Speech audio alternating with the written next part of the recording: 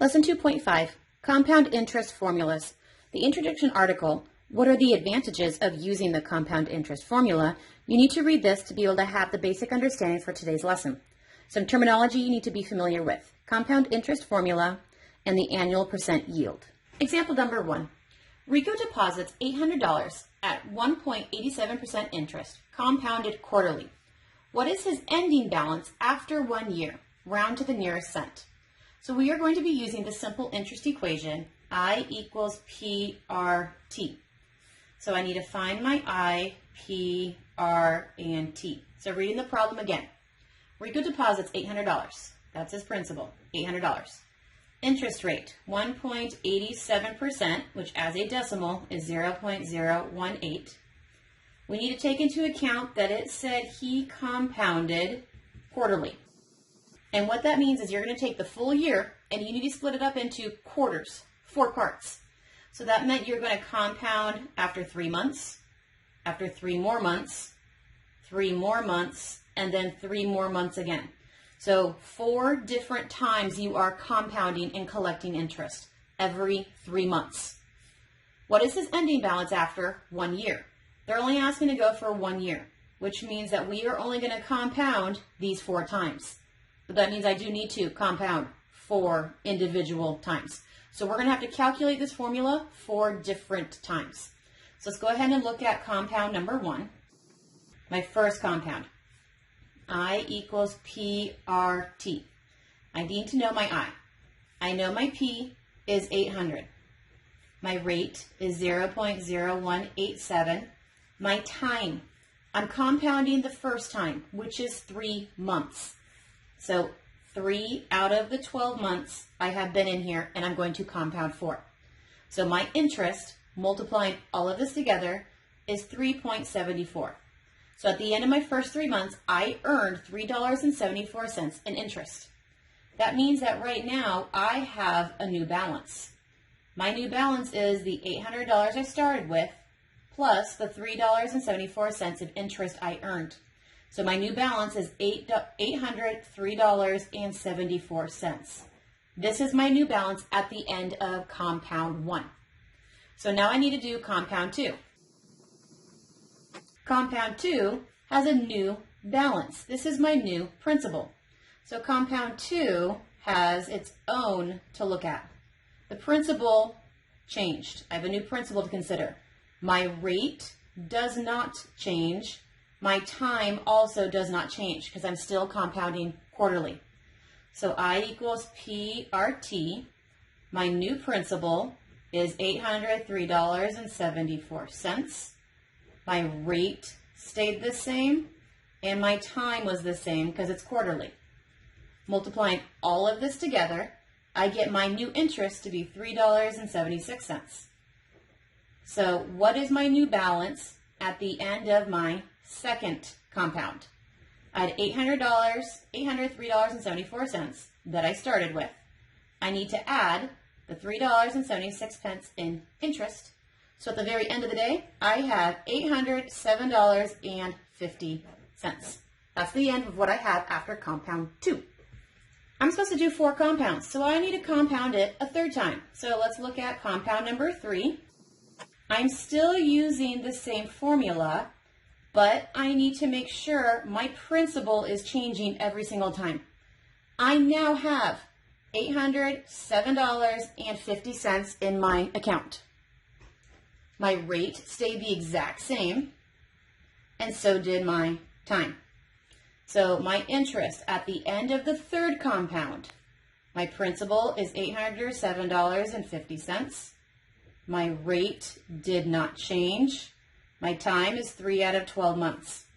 So using my calculator, multiplying all of this together, I end up getting my interest to be 3.77506.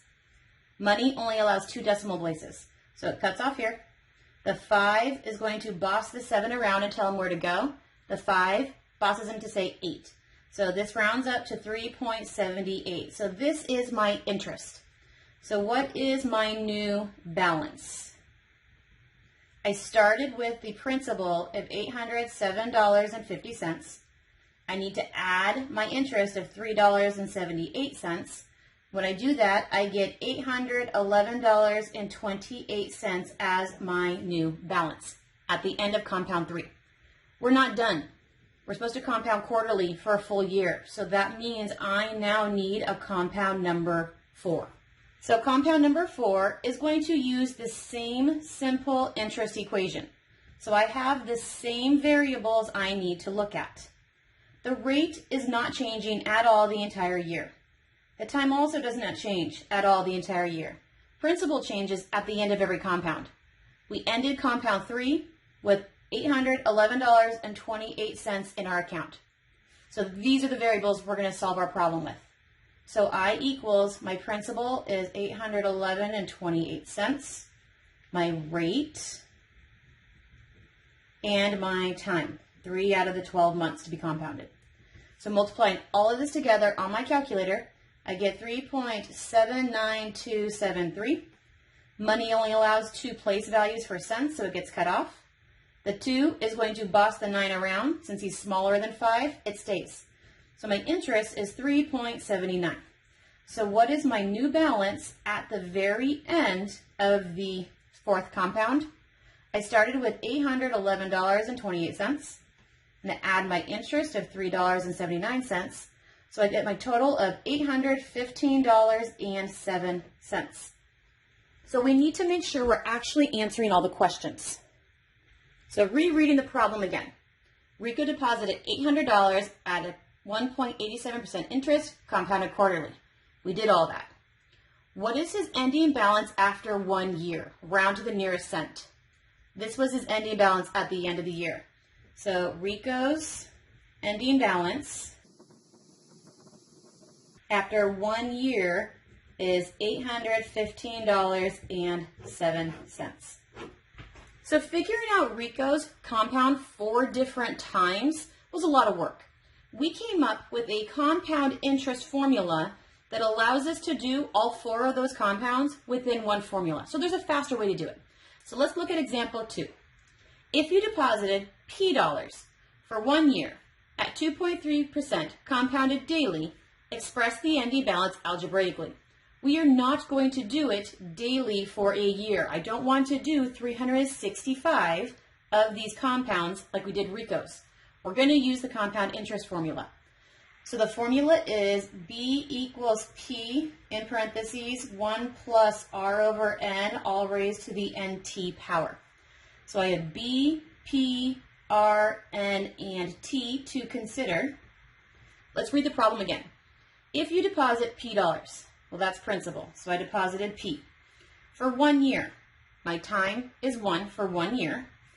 The rate is 2.3%, which is 0.023, compounded daily. N is how many times you are compounding. You said daily, which meant there are 365 times we're going to compound. Express the ending balance algebraically. Well, we have everything except for balance. That's what it's asking for. So my balance is my P, stayed as a P, 1 plus my R is this decimal, my rate, N is 365, to the power of N is 365, my T was a 1. It wants it to stay algebraically. You cannot convert this to a decimal because then you're going to have rounding error. The only thing you can simplify is this exponent. So B equals P, 1 plus 0.023 all over 365, raised to the 365th power. This is your answer represented algebraically. Let's go ahead and check your understanding. Nancy deposits $1,200 into an account that pays 1.7% interest, compounded monthly. What is her ending balance after 1 year? We are compounding, and so we are going to end up using our compound interest formula, where I need to know B, P, R, N, and T. So let's read the problem again. Nancy deposits $1,200. That's her principal. It's how much she's putting at the very beginning. Into an account that pays 1.7% interest. That's my rate, 1.7%, which I need to rewrite as a decimal. It's compounded monthly. N is how often you compound. You said monthly. How many months are in a year? There are 12. So we are compounding 12 times. What is her ending balance after 1 year? Time is 1 year.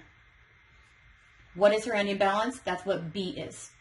So B is $1,200. 1 plus my rate all over my time raised to my N times my T. So B equals 1,200. This is 1 plus, we have our fraction, all raised to the 1 times 12 is a 12 exponent. You cannot simplify the decimal and then add 1 because then you're going to have rounding error. So this is as simplified as it gets. You type this entire thing into your calculator exactly the way that it reads. And when you do that, your calculator will tell you 1220.56. So Nancy's ending balance is $1,220.56. So let's extend your understanding. Nancy receives 2 offers in the mail from other banks. One is an account that pays 1.38% interest compounded daily. The other pays 1.9% interest compounded quarterly. Would either of these accounts provide Nancy with a better return than the problem we just did? So 2 banks, we're going to split it up into 2 different sections. So we are going to be using the formula B equals P in parentheses 1 plus the fraction R over N, all raised to the NT power.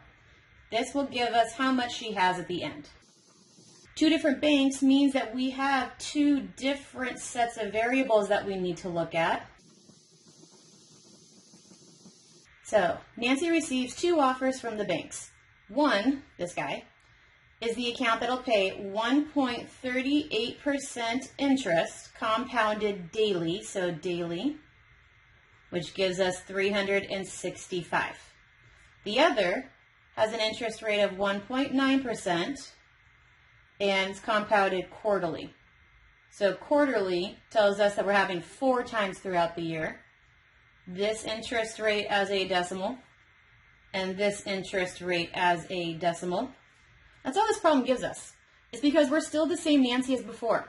That Nancy from example 2 deposited $1,200 into the same exact account, and she's going to keep it for 1 year.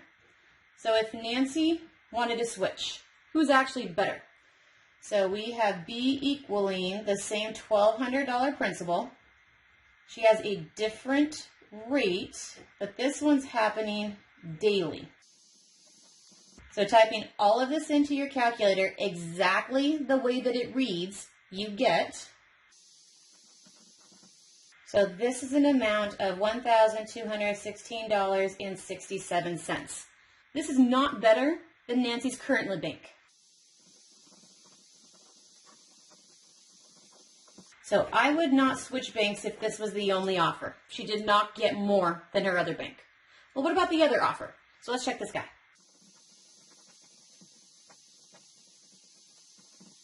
Typing all of this into the calculator exactly the way that it reads, you get this number, which ends up being the amount $1,222.96. This is better than her other bank. Her other bank gave her $1,220.56. If Nancy's going to switch, she should switch to this bank.